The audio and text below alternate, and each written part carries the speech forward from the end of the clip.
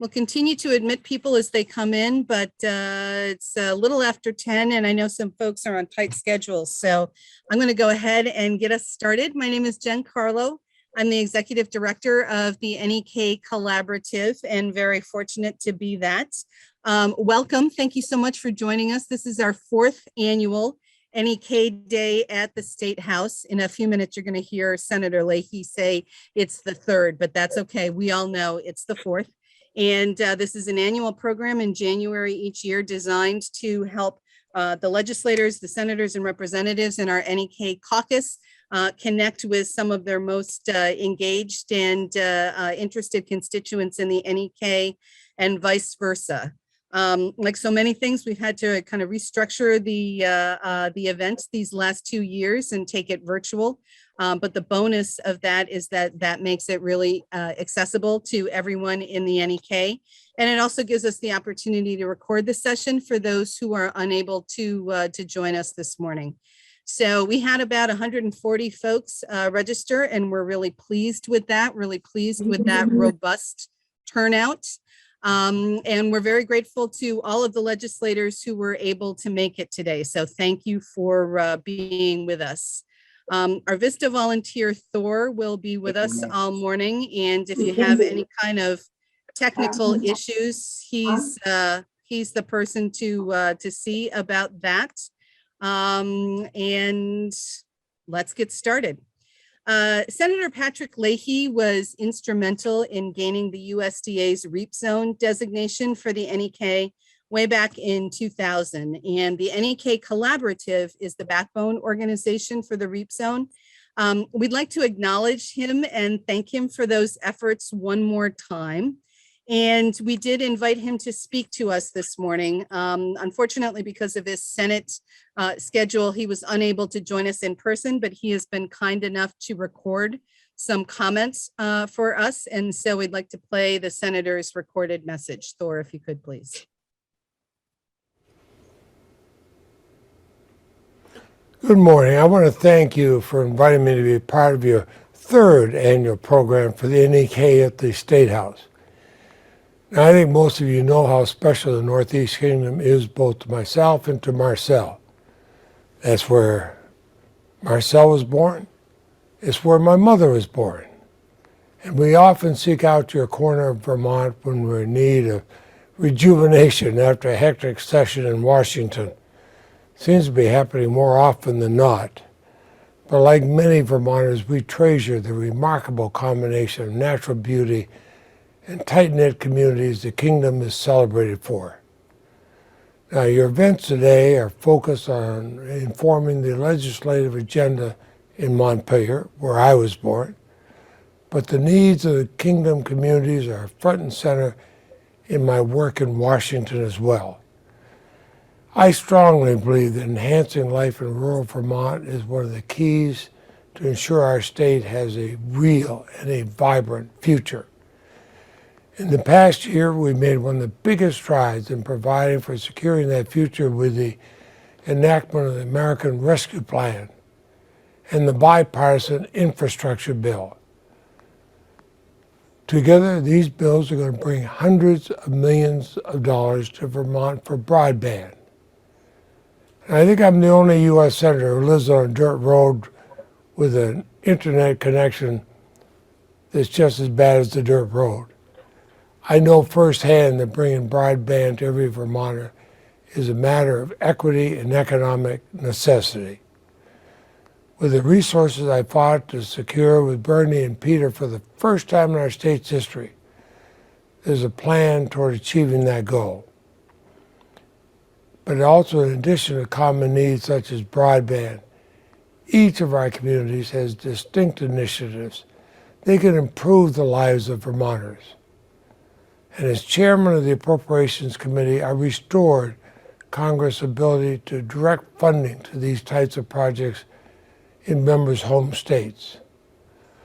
Among the projects I am close to securing money for are efforts to restore the Judavine Library and Yellow Barn in Hardwick, increase connectivity from the Lamoille Valley Rail Trail to St. Johnsbury, and so many others. Each of our communities has important assets. They will give our small towns vibrancy, and I'm proud to make them a priority in Congress work. Now, the past year and a half have been some of the most challenging months of our lifetime. We've adapted to the challenges of the pandemic. We've gained a deeper appreciation for the most important aspects of life. Think of it, access to natural spaces, opportunities and places to come together as a community, and with neighbors who will pull you out of a snowdrift. I know how that helps. These qualities are at the center of what make Vermont so special.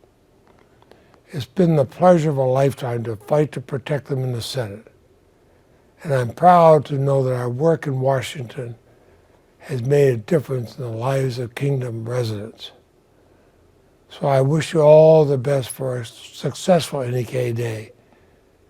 I wish I could be there at the State House with you, but Marcel and I look forward to seeing you soon when we're back home in Vermont. Thank you.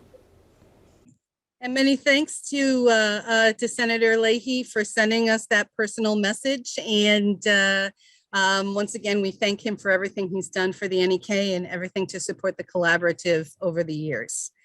A year ago, Tom Lovett, who is the board chair of the collaborative and last year was speaking to us as the interim executive director, unveiled the NEK Recovery Action Plan that was a large focus of the collaborative's work throughout the early stages of the pandemic. And the recovery plan was put together with the input of many individuals and organizations across the NEK. And in the years since, our partners and the Vermont Legislature and others have made some great progress on the priority initiatives identified in that plan. So Tom has been kind enough to join us this morning with an update on that. Tom. Thanks, Jen. And it's my pleasure to address you again. Thanks to all of you for coming. We always see such a great turnout for this NEK Day at the State House. Special thank you to the legislators, not only for showing up today, but for all the work you've done over the past 12 months to help the NEK thrive and succeed and to move our action plan forward. There's a lot to celebrate.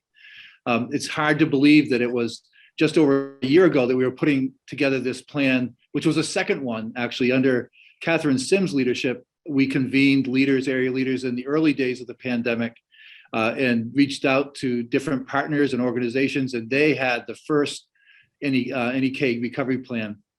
This one that we put together last year really has done some tremendous things, some successes, and I'll just take you through the various priorities that we had at the time.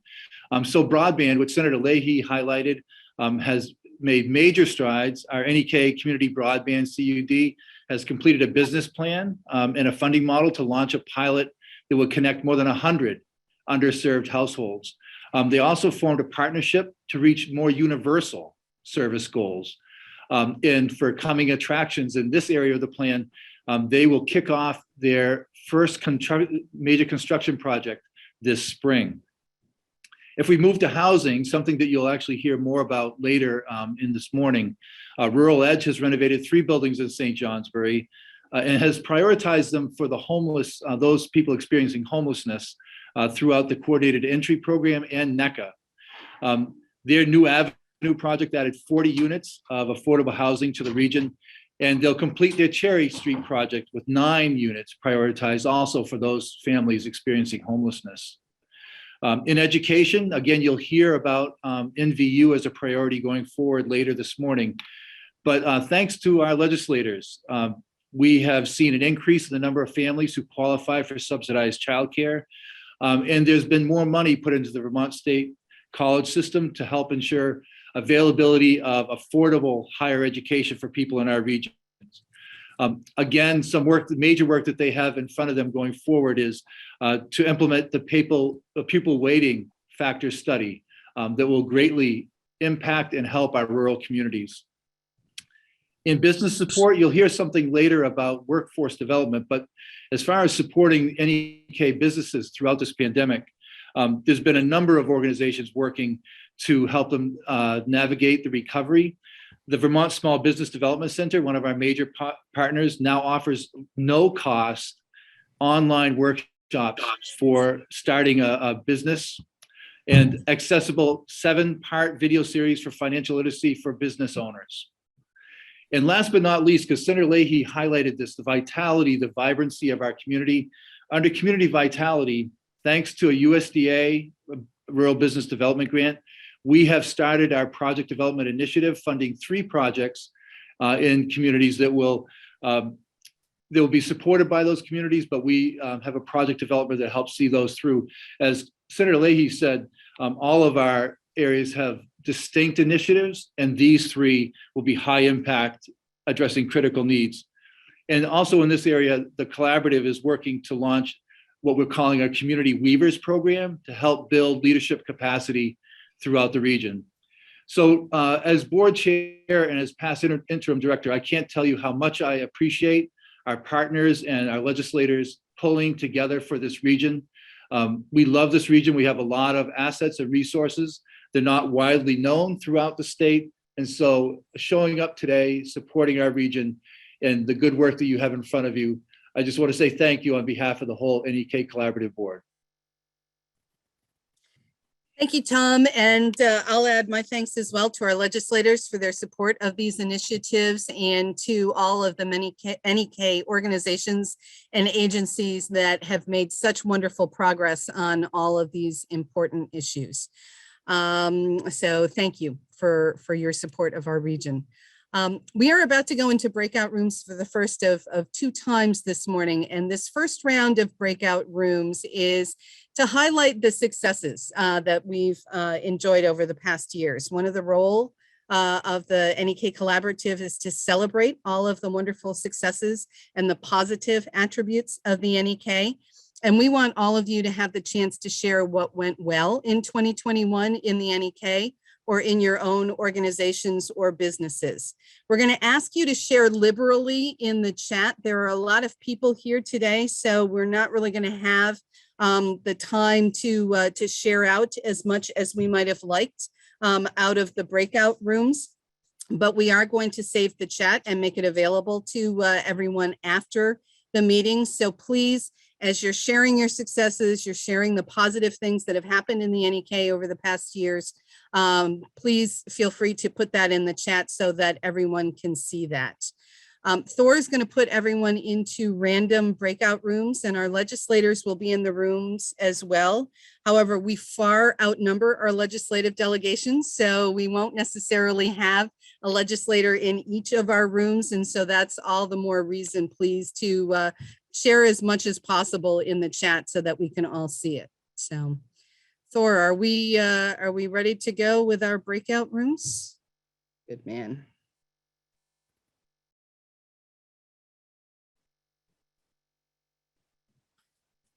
That's a lot of celebration. So thank you so much to everyone for sharing so freely, and we'll continue to encourage you to put things in the chat so that everyone can see it, even if you weren't in the same breakout room. So please feel free to drop some notes in the chat about everything that you were discussing and celebrating in your breakout rooms. Always a good idea to be reminded of what's special and good and successful in the NEK. So thank you for that. We'll transition now to the advocacy piece of our gathering. Throughout the last year, the collaborative has worked with many of you, agencies, organizations, businesses, individuals throughout the NEK.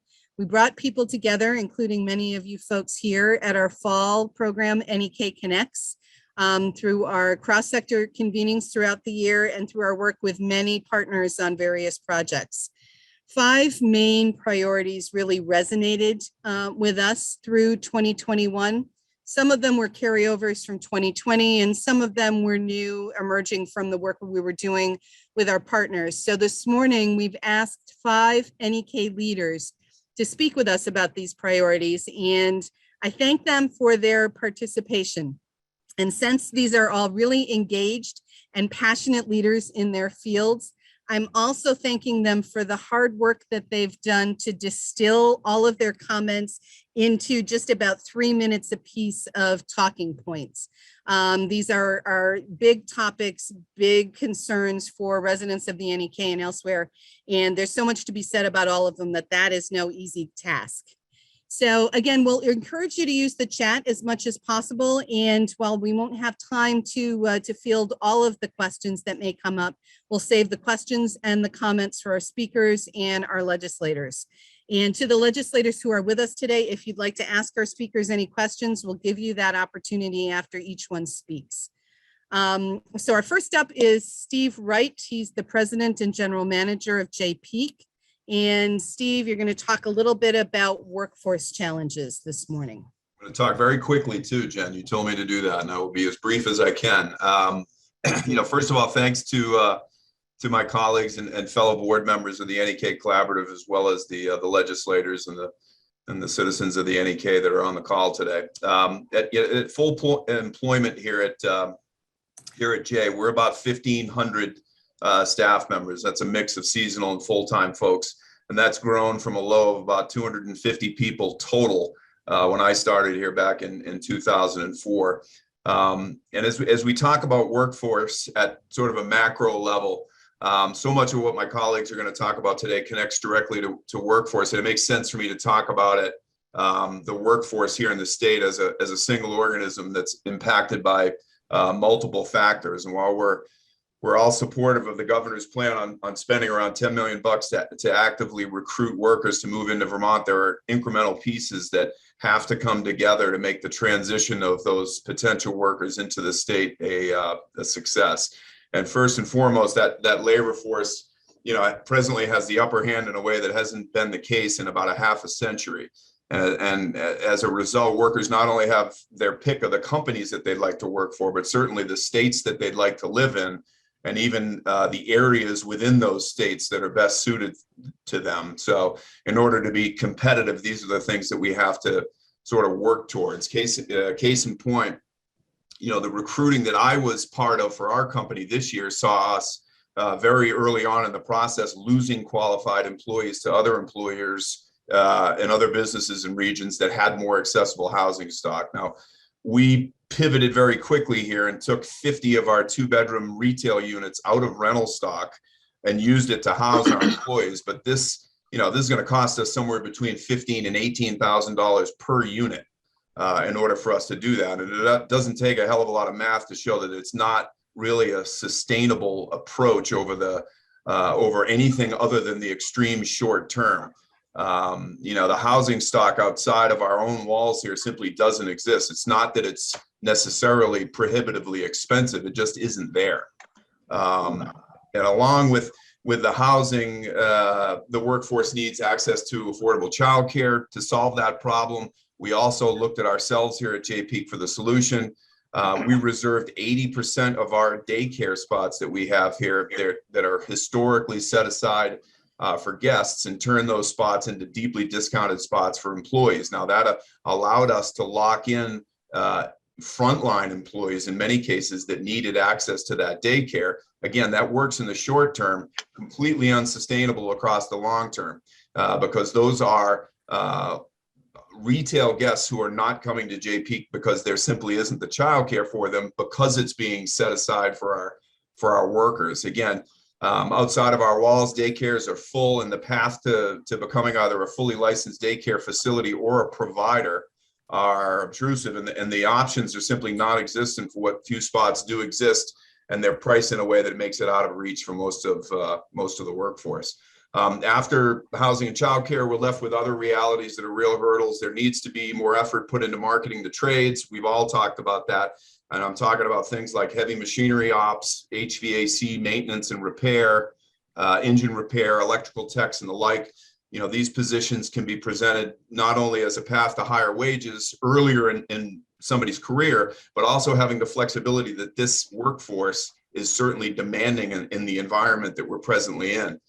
Along with presenting it and marketing those options to kids, providing training, internships, returnships throughout the state and across various sectors is important. They need They need the practical experience that these sort of programs can provide. And in all likelihood, it's going to be a source of their first paid jobs. You know, while we're pretty well staffed here at JPEAK this year, I'm very happy and proud of that reality. The areas that I'm light in all connect to the trades, the HVAC techs, small engine repairs, tram maintenance, lift techs, water quality engineers.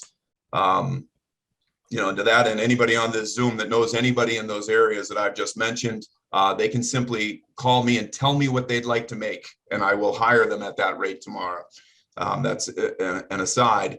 But running alongside all of these pieces, even in a world where we're able to figure out these issues across the medium and longer term, is the need to make sure that our ability to attract and place international staff, talking about J1 student and H2 visa workers, is in place. This season, we have 150 kids working for us alongside our domestic workforce, and without them, we wouldn't have hotels. We'd have a fraction of the water park open here. We wouldn't be running lifts, and I'd be making pizza daily instead of just on weekends at this point. I think that given the existence of the leftover ARPA funds and the opportunity that presents, combined with a workforce expecting more from their employers, the solutions have to be two-pronged, right? As an employer, I have to use my assets, those being competitive pay, a flexible schedule, an employee-first culture, to convince the workforce that JPEAK is where they want to be.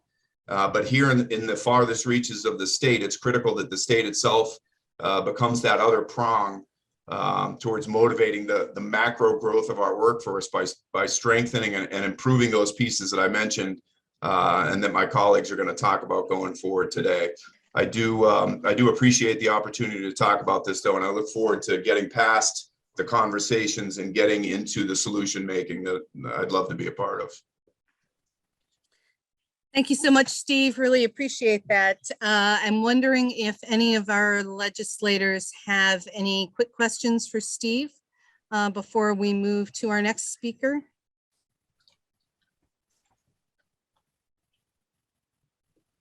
Yes, I have one, Jen.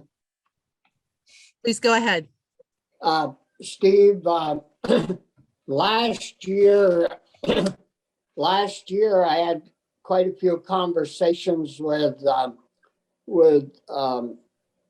Bill Stanger and Molly from the Ski Areas Association and Linden State College, and in regards to setting up a program where we could attract young people from our high schools to a college program that would help advance these young people into like lift maintenance and repair, running hotels, which we already have a course for that, but you know, in all aspects of the ski area, trying to get our young people from our high schools, because we're really lacking getting our young people to college too, especially young men.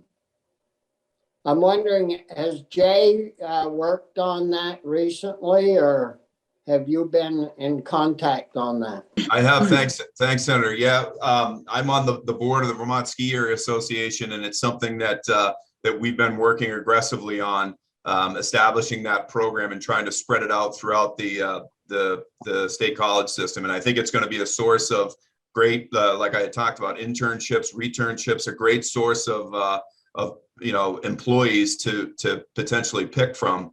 And it's something that we're hoping to get integrated quickly, because I think there's an awful lot of upside there. Yeah, thank you, Steve. Thanks, Bobby. Representative Troiano. Thank you. So considering the cost that you represent in taking these units offline to house workers, I'm wondering, I mean, going up over JPEAK is one of my favorite motorcycle rides in the summertime, and I really am familiar with the lack of anything that's up there, with the exclusion of a few, ski houses here and there. But so I'm wondering if the amount of property that you have, if it wouldn't be beneficial to try and finance some specific employment or employee housing on one of your pieces of land where you could build some, not so fancy condominiums to house folks that need to work there. Has that been explored, Steve? Yeah, 100%. What we're doing right now, unfortunately, are using those fancy condominiums that should be set aside for the retail guests, and we're trying to strip them down so that the folks in there don't take them out of commission forever. But you're exactly right. We not so long ago purchased the old Inglenook. We turned that into employee housing, and we have 4 foundations that have been dug that are ready to go up. Originally, they were intended to be more retail rooms, but the new buyer that ends up coming in here, it's going to be one of the conversations that I have and trying to convince them that the first piece of incremental lodging needs to be dedicated to employees, because in the short term, I just don't have a lot of hope that magically we're going to find units in the region. We've got to figure this out ourselves. So I can't do that inside of a receivership. Unfortunately, they're a little bit conservative, for lack of a better word, on where we spend our money, but it's going to be option 1A as soon as I get a new buyer in here. Thank you. Great. And we'll take Thank one you. more from Representative Campbell, please. Yes, thanks. Thank you, Steve, for all these points that you've made. We're really focused on all of them. I'm just wondering about you mentioned the governor's proposal to extend the program to pay people to move pay people $10,000 to move here. I'm wondering if you've had any of your employees or anybody show up in your operation that have taken advantage of that. We had, back before the pandemic, we hosted one of the welcome events here, and we had folks interested. Unfortunately, it dovetailed into the beginning of the pandemic in a way that we didn't see a lot of activity there. I don't, when I was referring to the governor's funds, that $10 million macro of spending it in different areas, not necessarily the 10,000 in that program. I think the solution needs to be broader than just that one, but it may be one of the options. Yeah, great. Thanks. I misunderstood. Thank you. And thank you very much, Steve, for all of that. If anyone has further questions or points to make about any of the issues that Steve has raised, again, please put them in the chat and we will preserve them and try to get back around to them. Next up is Patrick Shattuck to talk about housing. Patrick is the Executive Director of RuralEdge. So thank you, Patrick, for being with us this morning. Good morning. As Jen said, my name is Patrick Shattuck. I'm the Executive Director of RuralEdge, the primary affordable housing developer in the Northeast Kingdom. I want to thank our legislators for your focus and funding of affordable housing development. As we can all agree, housing is fundamental to the stability and health of our communities. Available, quality, safe housing is also key, as Steve said, to attracting and maintaining a workforce to serve the needs of the Northeast Kingdom. From those bagging our groceries, to serving our burgers at the drive-thru, to the tourism industry, to the highest paid doctors at the local hospital. And in the Northeast Kingdom, we have a shortage of housing across the board. Tom mentioned we have much progress to report. As he mentioned, last year, RuralEdge received funding from the Vermont Housing and Conservation Board to purchase and renovate the original jail and jailer's cottage on Cherry Street in St. Johnsbury and adaptively reuse it, adding 9 units of housing, permanent housing, to those moving from homelessness with on-site services at the center of a downtown within walking distance to everything.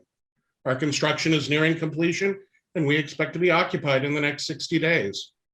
This is a great story and something to celebrate, but unfortunately not everyone can participate in that celebration. While I was there overseeing the construction this fall, I was approached by the next door neighbor. In our conversation, he explained that he and his partner had moved to Vermont from Augusta, Georgia. She had taken a job as a lab tech at the hospital, and he too was employed there in the maintenance. When they originally planned to move, they expected to find housing easily and expected their new combined income would allow them to purchase a home. Unfortunately, all they could secure was a rental, and that was one with a long list of deficiencies. To top it off, his building had sold shortly after he moved in, and he was expecting in December to receive a rent increase of about 25% when his lease renewed. That would be consistent with what his neighbors had seen at their lease renewal before they were forced to vacate because they couldn't afford the new rent.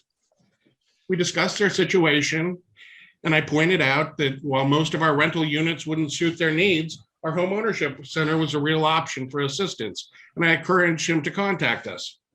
He explained that they were already looking and were pre-approved for up to $250,000, an amount that in Augusta or the Northeast Kingdom of only about 5 years ago would have purchased a choice of many, many properties on the market. Instead, he explained that there was nothing available and the only homes they had viewed were very old and in need of so much work. He worried about utility costs, renovation costs, and just getting overwhelmed and stuck with a project they couldn't finish. His worries were real and are indicative of those living or relocating to the Northeast Kingdom about their ability to find a real home here, a safe home, a warm home, and become a permanent part of our community and our workforce. And these conditions are consistent with what we hear in our home ownership center. They're what we hear from the real estate industry and what we've seen firsthand. As people who've traditionally purchased homes are unable to purchase a home, whether they simply can't find one or they're outbid by an out-of-state cash buyer with no contingencies, our communities are impacted.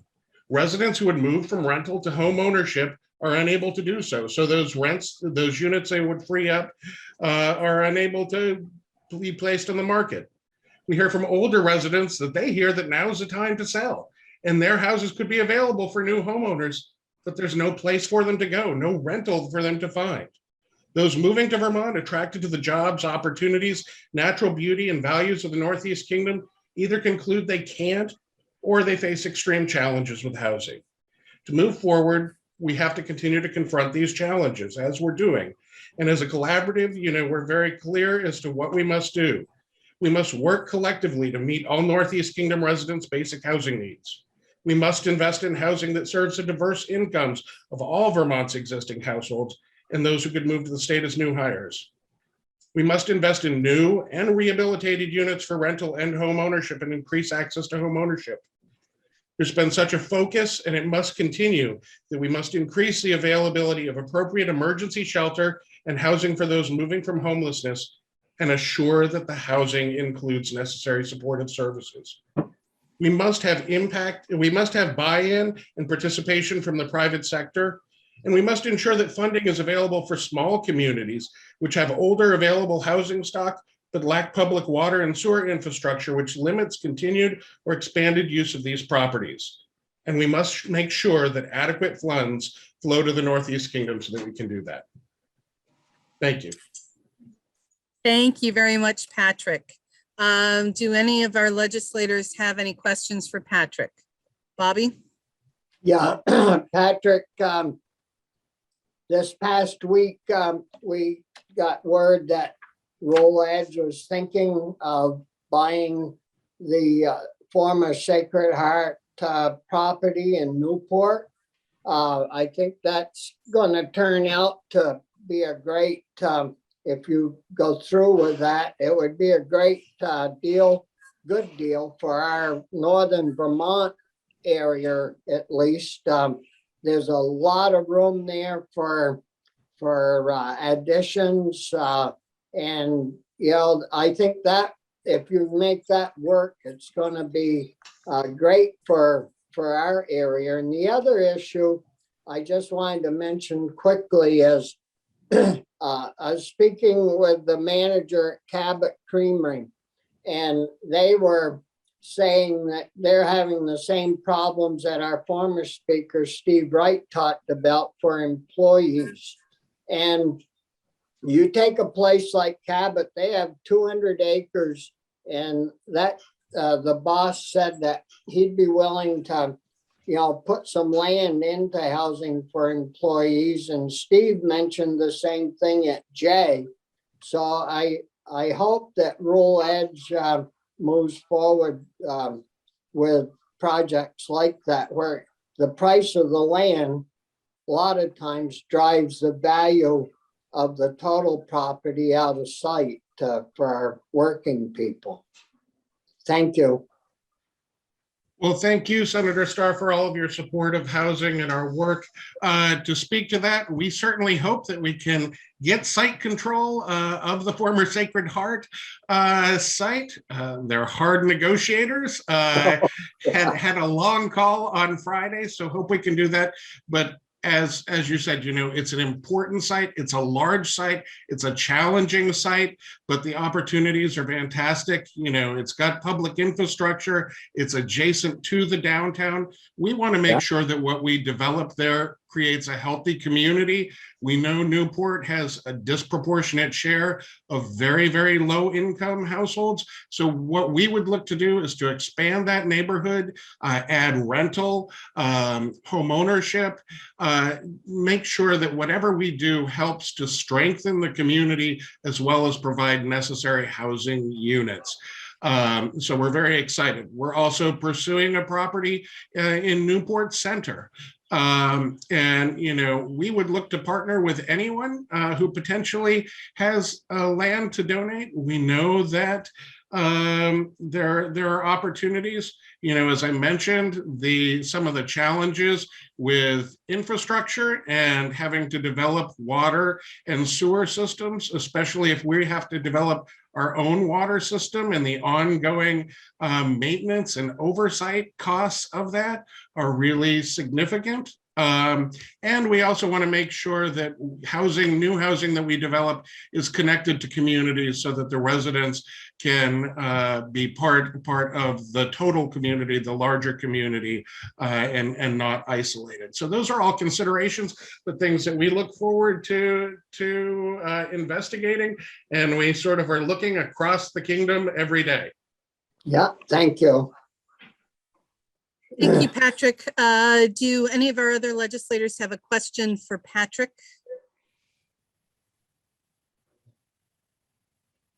Okay, then we'll move on. Carey Crozier is our next speaker, and she is the chair of the board of the Craftsbury Saplings. And I'd also like to thank Carey. She was instrumental in helping us to organize NEK Day today. So Carey, thank you for all of your hard work on that. She's going to talk about childcare, which is, again, integrally connected with housing and workforce issues. So Carey, please. Thanks, Jen. Great to be here in this new capacity to share what's going on in the NEK with our need for high quality, affordable childcare. We've heard a lot about this already. As Jen said, it's intertwined with all the other priorities that we have. Childcare access is both a personal and professional priority for me. Jen mentioned I'm the board chair for Craftsbury Saplings. Saplings is a nonprofit childcare center. Both my children, one attends now, one recently graduated. And Saplings is one of the very few year-round licensed childcare centers in our entire region. For the last several years, I've also gotten to work closely with the collaborative and the regional education convening that guided the education section of the NEK Recovery Action Plan. In the plan, we have one little section right now dedicated to childcare. In my roles, I've heard over and over again from families that while there may be a childcare center within driving distance, they either can't find a slot that meets their needs or they just cannot afford it. We've heard this before, but that means that those families who can't get childcare that meets their needs or they can't afford it, those folks aren't out in the communities doing work. The lack of access is exacerbating our workforce challenges. Saplings last year went through a process with a team of consultants to help determine how they might expand the program to meet the need in the community. And through that assessment process, Saplings learned that they could double their current capacity and still barely touch the need for childcare just in their small, 6-town service area.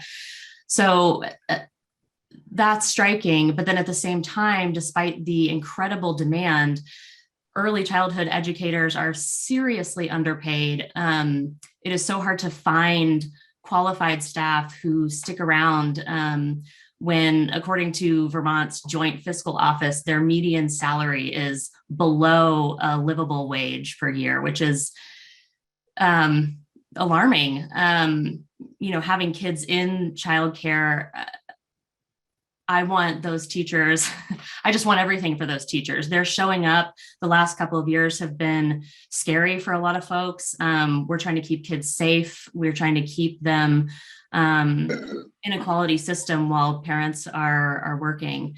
So the kids, the families, the educators, our communities as a whole that are affected by this lack of childcare, we really need a more sustainable model that values early childhood education and that recognizes the hardship to families to pay for education for the under 5 group. All of a sudden kids turn 5 and the state is taking care of that. But before then, people are paying a third, of their yearly income for childcare. It's wild. So I know childcare has been a priority at the State House. There was a bill passed last session, which is certainly a step in the right direction. And I'm looking forward to seeing how those improvements play out for the organizations and then also for families in the region. And we hope the legislature will continue prioritizing childcare as critical infrastructure for successful communities and continue making investments to increase our access to high quality, affordable childcare. Thank you very much, Carey. And you're getting a lot of agreement in the chat on all of the comments that you made. Do any of our legislators have any questions or comments for Carey?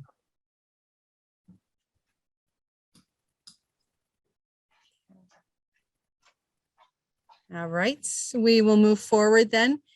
Next up is Northern Vermont University, which is a concern to all of us in terms of helping it to remain a thriving institution in the NEK. And we have today Dr. John Mills, who's NVU's interim president, to speak to that. John? Yes, thank you. And I won't go through one of my items because Steve Wright put it on the table and other people reiterated housing. And I won't talk any more about it, but I'm doing in a smaller way than what he did. I'm having to convert fixed assets to temporary housing in order to attract people. And it's not enough, but we've had to commit our own resources to try and complete those recruitments of faculty because we're getting a great interest from high quality faculty outside of the state of Vermont. But I do want to start also by thanking the legislature for all of their support for this transformation work. You gave us the resources to attack a problem that was creating a non-competitive institution, Vermont State College system, and a system that could not deliver to the Vermont State residents at an affordable and accessible price. And so by you making those funds available, we've been able to attack this problem on the way to becoming Vermont State University in a mere 17 months from now. And the important thing about that is besides giving us the resources to do it, it allowed us to do this from a bottom-up perspective. We were able to stipend people, get people involved who were in the trenches, who knew the problems we were facing. And in some other states, one I just came from, Pennsylvania, it's been top-down without the involvement of the community, and they're running into both political and morale problems to get their projects done. There's been bumps in the road for this process, but your support has been very, very critical. But the one other thing that is still very, very critical is to look at the support for our students in financial aid.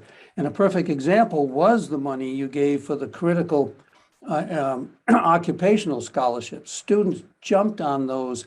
They went after that money. We've increased our enrollment dramatically in those critical occupations. And of course, the response from me is we need more. But that's been a very, very successful program for us. One of the things about NVU in the Northeast Kingdom, and I mentioned it in my chat room and I'll expand on it, is we adopted what was called a learning and working community approach. I didn't do it. It was started before I got here. It was one of the things that attracted me to come for the implementation, because I thought this was a stellar idea. And that is, our students will be given the opportunity, if they want to take it, in their programs, to be involved in the actual professional work that they're being trained for, or to explore something different. And they get it in an internship or actually on the job work, not necessarily an internship, and they get paid for it. And in one case, we have money that was given by a very generous alum to set up an endowment to do this. But the businesses have put their skin in the game and contributed the money to have these students learn and work and develop their skills in the community. In some cases, the student might earn 1 or 2 credits and get paid, but in some instances, we've had students earn a full semester of credit, 15 credits, while getting paid to complete their programs. And it's a big success. It's such a success that the Vermont State University is adopting it for their tagline. They are going to have it at every campus. And it came about because of NVU, the initiative from NVU, but the complete commitment of the Northeast Kingdom businesses. And I think this speaks to what Senator Leahy said about how important this community is. The people in this area are in building community, and it's been very, very successful and is growing by leaps and bounds. And one of the examples of that is we are working with the Vermont State, the Vermont Ski Area Association, to develop that program, Senator Starr, that you asked about. Can we train students from high school all the way up into college to learn about the ski industry, learn the skills, learn the trades, learn the business while they're getting college credit? And Molly Mihar and some of my faculty are leading that initiative. And we've got representatives from at least 8 ski area associations, I don't know them all, including Ashley, I think it's called Bathalon, from Jay Peak, working with us. So our goal is, by the spring, we'll be giving on-site and online training to upskill the workers who want to stay in the ski industry and attract young people into the ski industry. And that's because of this learning and working community. And the final thing I want to talk about is, within that Vermont State University charge from the Select Committee, we have to make Vermont State University accessible and affordable. I mentioned the affordable part, that still needs a lot of work. The accessibility is, we are adopting a new approach. It's called Face-to-Face Plus.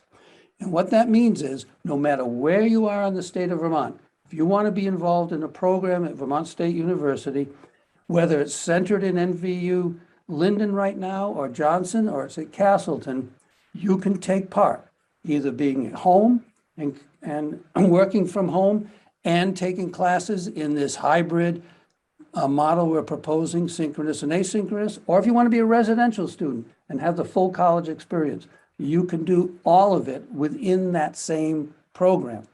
And so we are going to have that ready to go by July 1 of 2023. And that's an exciting thing, because we've already known that if we do it, we will be the first state university system in the nation to be truly hybrid. And that's an exciting project to be involved in. And I had one more question that I'll answer that came up in the chat about nursing. We're very excited about it. Thank you, Senator Leahy. He didn't mention this, but he was part of the federal contingent that got us the money. We are right now building nursing labs at NVU Linden, sim labs and skills labs. So Vermont Tech College's nursing program can now be delivered here in face-to-face and possibly hybrid model. So students don't have to come here for 1 year and then transfer to VTC, take up housing costs as well as tuition. You can commute in from the Northeast Kingdom and take nursing courses and graduate with a nursing assistant, LPN, associate's degree, or a BSN as you want to pursue your nursing career. And that's very exciting, and that came from federal funds. So that's my story. Thank you very much, John. Do any of our legislators have any questions for Dr. Mills? Bobby? Yeah, well, thanks a lot, John, for that presentation. really excited about your program that I worked with your former president on to get ski area people trained. As far as the nursing program, they tell us that we're going to need like 6,000 more nurses in just a very few years here in Vermont. And we're poised to put plenty of money into young men and young women who want to go and further their education in nursing. And, you know, if we train our young people that live here to be nurses and to do the work that we have, they won't be traipsing off to some other state to work. They'll probably stay home and work in our local hospitals. So that's really exciting, and I think it's going to be most helpful. The other thing that we hear about nursing is that we have more applicants than we have trained instructors to teach that. So a quick question is, do we have in the state college system enough faculty to handle the number of students that may or could apply? The quick answer is no. And I'll be a little Debbie Downer. Well, you said 6,000. The number I work with is 8,000. Oh, well, that's even better. Right. Yeah, no, we do not have enough nursing faculty and nursing administrators. And there's two challenges in that. One, to be quite blunt, is pay. A nurse out there in the workforce makes significantly more than the Vermont State College system has pay grades for those positions. And that has to be worked on in some way. And you know, it gets tied into contracts and all that other part of our total system here. But it is an enormous challenge for us because we can't compensate highly qualified nursing faculty who because of accreditation, have to get advanced degrees. It's not just it's a nurse coming off the clinic to go in and teach a class. They've got to have the credentials, and they've got to invest their own time and money in getting that credential. And then their compensation doesn't match what they were getting before they did that. So it has to be a high priority to find a way to compensate these people within the framework of what is our competitive situation. So we might need to set up a scholarship program for people that are nurses but want to go and be retrained to be a faculty member. I think that would be a very, very viable approach to help. Yep. And I think also I know people are talking about compensating people for relocation expenses if they come in from the outside, because we all know one thing, and I come from outside. I came here and I can tell you that the Vermont brand is so strong. We are getting outstanding applicants for our faculty positions. But what happens is we have to compete, and it's pay and housing. And so we lose, and we're just losing someone who couldn't find housing, and their goal was to be a Vermonter, and they can't do it. So yes, you've got an enormous brand, but you got to make it viable for those people to come. Yeah. Thank you. Scott Beck, please. Hey, John, just curious if you could give us some insight. What does the emissions picture look like next year for NVU? How's the applicant pool shaping up? Well, right now for the spring, we're ahead of, we're 51% of where we were last year, which cost COVID year. We took a terrible hit, and we're slightly above what we were the year before for the spring semester. Now, what we're worried about, our truth in advertising, is we had to delay our opening. So not everybody came in when they were supposed to be in last weekend. They were supposed to be all in by yesterday. So I hope by tomorrow morning I could say, yes, we're right on track for exceeding our spring enrollment from last year, but we We won't know that until tomorrow. I will give you one positive, though.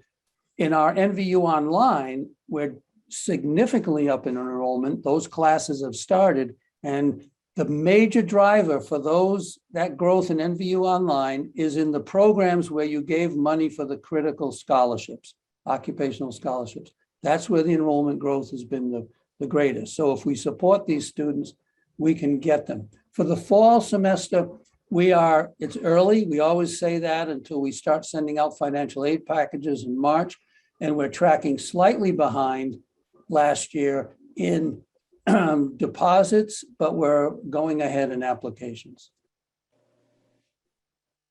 Thank you. And Chip Troiano, please, has a question. Thank you, John. Thanks for coming in today.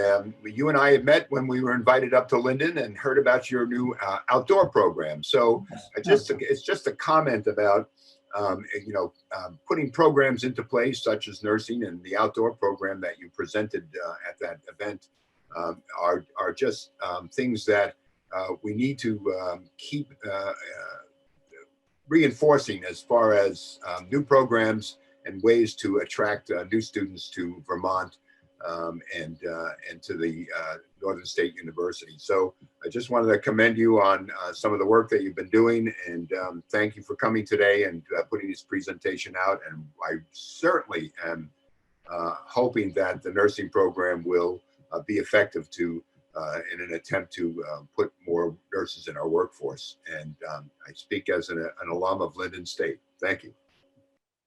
Thank you, Chip. And thank you, John. And last but not least, our final issue is mental health.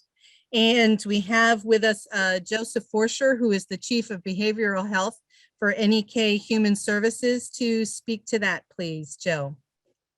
Hi, everybody. Joe Forscher here. Thanks for being here on my computer screen.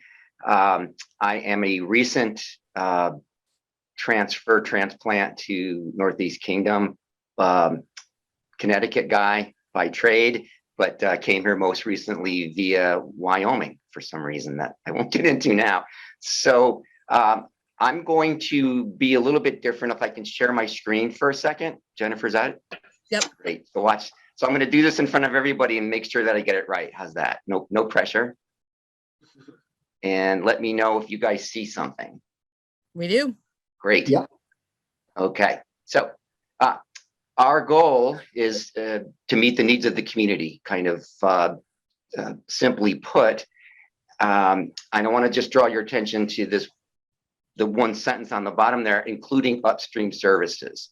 So what you'll hear me talk about right now is our ability to be proactive. And I'm going to kind of beat the drum again. It's going to sound familiar to you guys. We have some serious workforce concerns. And right now they're paramount because there's not much we can do as far as provision of services without adequate workforce.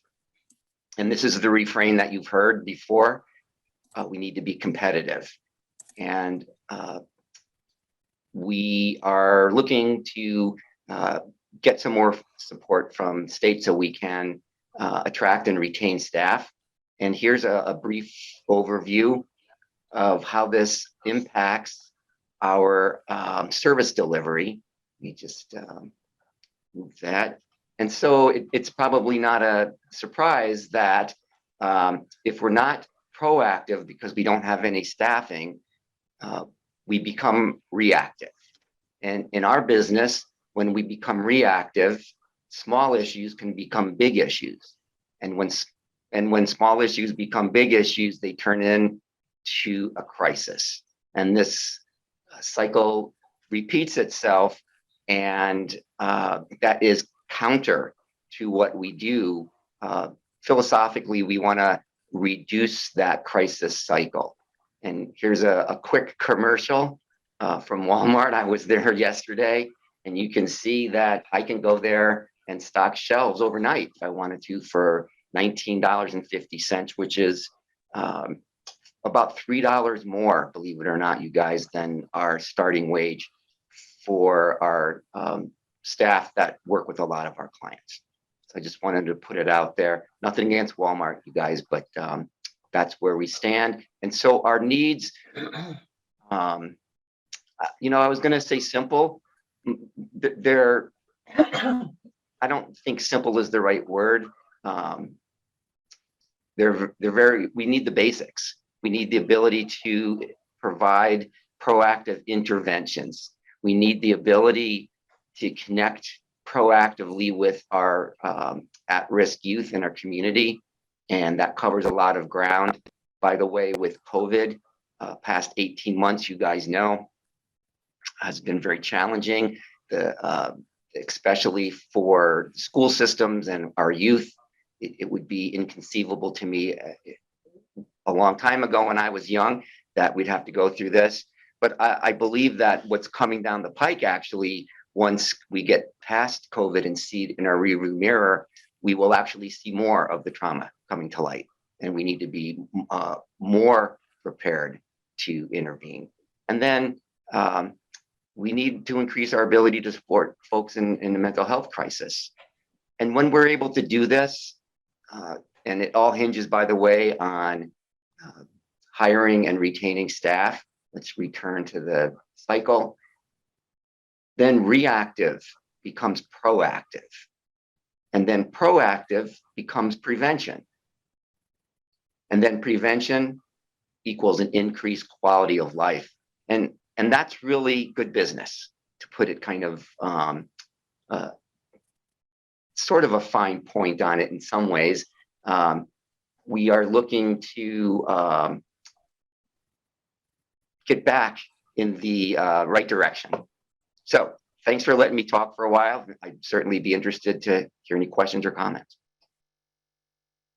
Thank you so much, Joe, for sharing those important thoughts on mental health.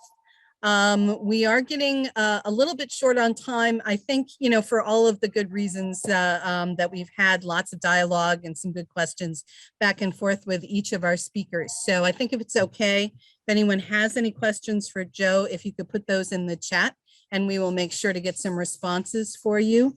We'd like to do two more things during the program this morning, and we'd like to try to stay as close as possible to breaking around 11:30 to respect everybody's time. So the first is to do just a quick 5-minute breakout session, just to raise any other issues, give people a chance to talk a little bit about everything that you've heard, and we'll encourage you to continue to put things in the chat. And then when we come back from that, we're going to give our legislators kind of a round robin opportunity to share any questions or any thoughts or any takeaways that they've gotten from the program this morning. So Thor, are we ready with some breakout rooms? Thank you. We're only going to do this for 5 minutes, folks.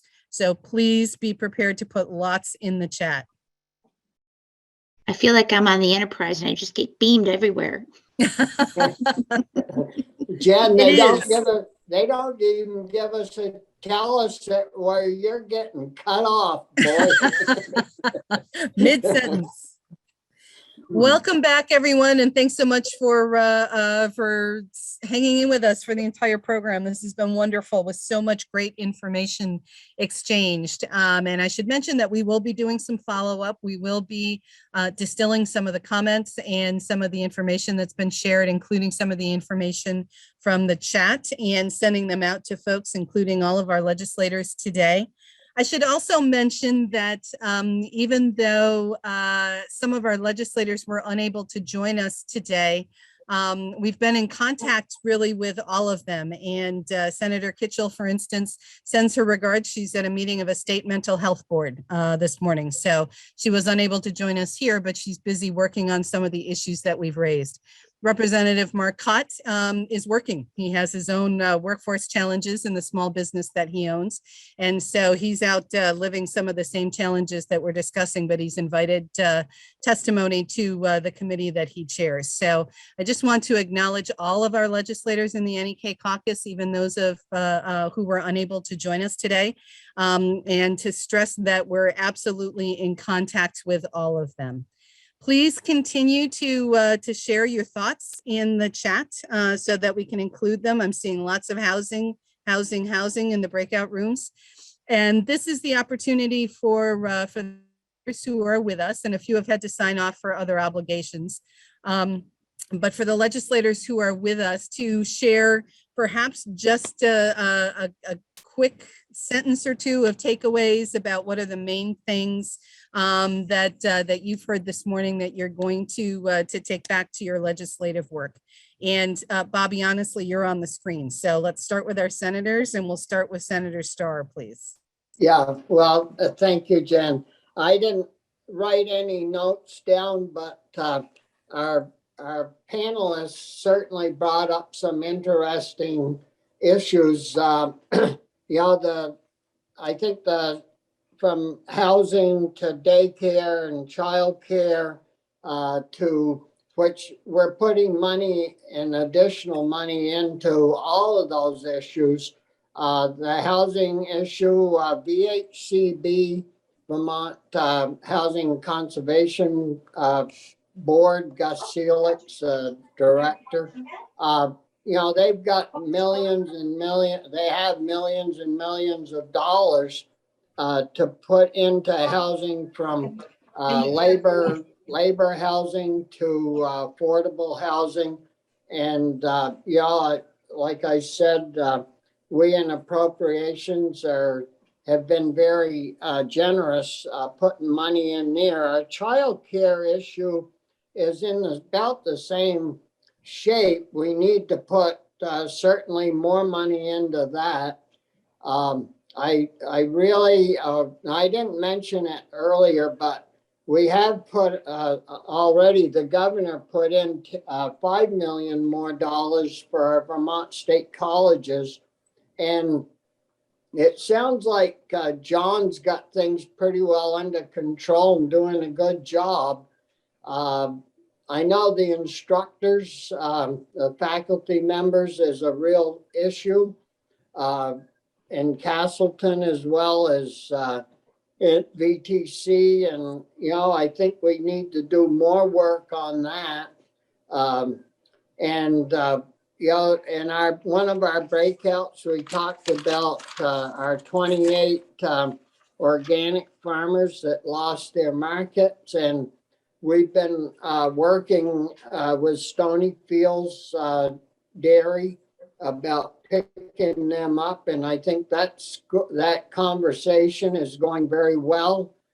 We've offered to assist them, and if they need to do an addition to a plant to handle that, we've made that offer, so they know that we're really excited about them doing that, as well as with the dairy of 28 organic farmers and the small veggie growers.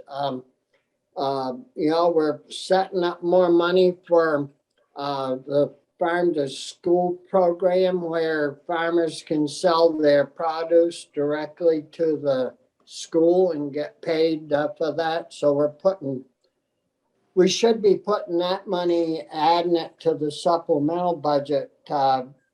Supposedly tomorrow that's going to be on the schedule, but we certainly have our work cut out for us, and we appreciate the input from all the folks here today.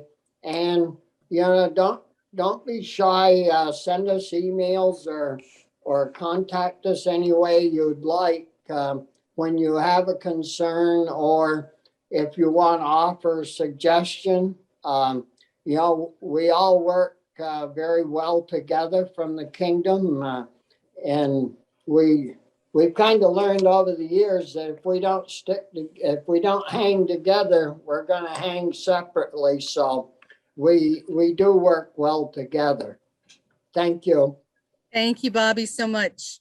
Senator Bennings, I believe, has left us to go to court. He had let us know that Monday is a court day for him. So Senator Ingalls, I believe, is still with us. Well, I want to thank everybody for meeting today. It's always nice to get out in front of the public and hear concerns. A lot of the concerns we're pretty well aware of, but the personal side of it is really helpful to just to put extra effort into out here doing what we're what we can do to better the situations that everybody's experiencing in these hard times. We certainly have a lot of money flowing into the state, and I think Senator Bobby Starr said it well, is we all do work together, but we don't really know which directions to go sometimes if we don't hear from you. I just can't input enough that we don't hear enough from you. I can just tell you. We're all good at answering emails. We're all good at answering phone calls. Tell us where we can help better, because if we don't hear you, we just don't know what to do. We have a lot of challenges to face in the housing market, from rental to first-time home buyers. There's a lot of people who have rentals available that are struggling as well, as far as to get help to their tenants. We have a ton of money in the VRAP program. There's a lot of tenants who are in the misconception that if they ask for help, that something bad's going to happen to them. So we need to encourage them to sign up for these programs, to keep these landlords whole. The programs are there to help. There's a lot of money in there, and there's a lot more money coming as well.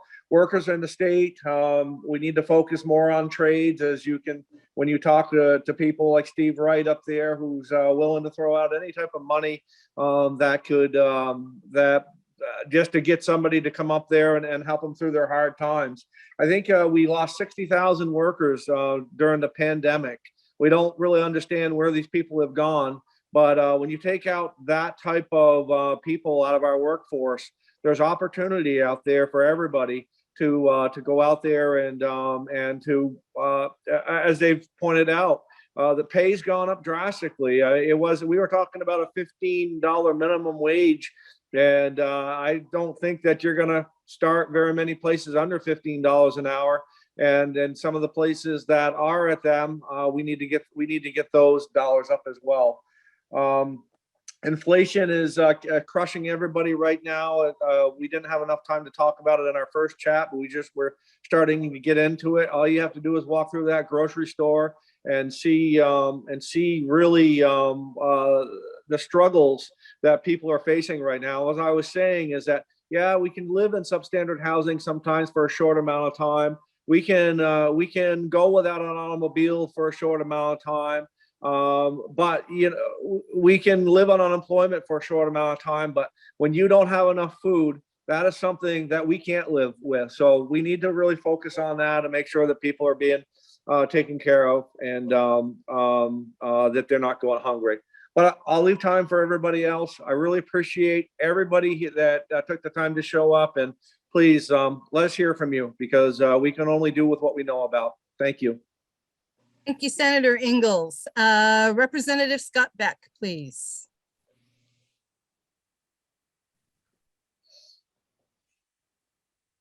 Okay, Representative Campbell. Hi there. Well, I think everybody has said everything needs to be said. It's not everybody said it, right? We're really focused on removing barriers, not only providing funding, but removing barriers to building housing and getting childcare workers higher pay and making childcare more affordable for families, and the training part. I'm on a workforce committee working on what we're calling the climate economy workforce, which ranges from weatherization to electricians to grid workers to HVAC workers, and really actually including the training programs that are available to people, to kids as young as middle school, to show them that there's actually not only jobs, but a career in a lot of these fields that they might not have thought about, and that have at least recently suffered from some sort of stigma, not being as challenging as academic pursuits. So we're working on all this stuff, and I sure hope we're going to make some progress. We have an enormous opportunity with the federal funding that's coming into the state, and we're all focused on making the best use of it. Thanks a lot for this. Thank you so much. Representative Catherine Sims, please. Hi, folks. Thanks so much. This has been a really rich conversation and appreciate you all lifting up these important priorities and highlighting how intersectional everything is. Really appreciate Leahy noting in the chat how important it is that we have a racial equity lens in all these conversations as well. So appreciate her for flagging that. As I've said, we really have this once in a lifetime opportunity to make investments that transform the future of Vermont. And so your input today is so invaluable as we wrestle with these really important questions in the legislature this year. And I just want to flag for you all two pieces that maybe we didn't spend as much time on, but are also really important places to hear from all of you. And one is around school ed funding. This year, there's a big effort looking at the pupil weighting study and what it says for how we allocate resources to our high poverty rural communities, as well as Act 173 around special ed funding. And so there's a lot of important conversation about how we ensure that all communities, especially our rural communities, have access to the resources that kids need, and hearing your all voices matters a lot. Also, redistricting is an important thing that's happening this year. Every 10 years when we have the census, we look at reapportionment to make sure that there's equal representation for all Vermonters. And so we are in the midst of drafting maps for new House and Senate districts, and hearing from you all and our communities about the lines that make the most sense is really important. So please weigh in on redistricting and our education funding formula. Thanks for being here today. It's been an honor and privilege to hear from you all about what matters most to you. Thanks, Catherine. And finally, Representative Troiano, please. Thank you, and thanks everyone for being here. These sessions are really incredibly helpful to us to hear from everyone and to hear what we're saying. So, as a member of the House General Housing Military Affairs Committee, housing has been on the top of our agenda for the last 2 years. And I just wanted to briefly talk about Vermont Housing Finance Authority has millions of dollars to spread into the community for first-time home buyers, also to provide rental arrears assistance and utility and property tax arrears. For the last 2 years, I've spoken about the possibility of people being displaced by not being able to pay their property taxes and suffering from loss of their property and being displaced as a result of property tax sales.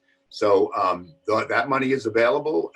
We also, as Senator Starr talked about, Vermont Housing Authority has millions of dollars, and they have done a great job of putting that money into the community for the last 2 years. And we're hoping that the millions of dollars that are yet to come will provide more housing, both affordable and middle income, which is really starting to generate in the conversation that folks who are working, who have a decent income and have families are unable to build or to purchase homes because the price of homes, of real estate, has gone up so much. So, our focus on housing will continue, and that's what I've been working on, and we'll continue to work on. And we're hoping to make some inroads on the somewhere around close to 2,000 homeless people that remain in Vermont, including 400 children.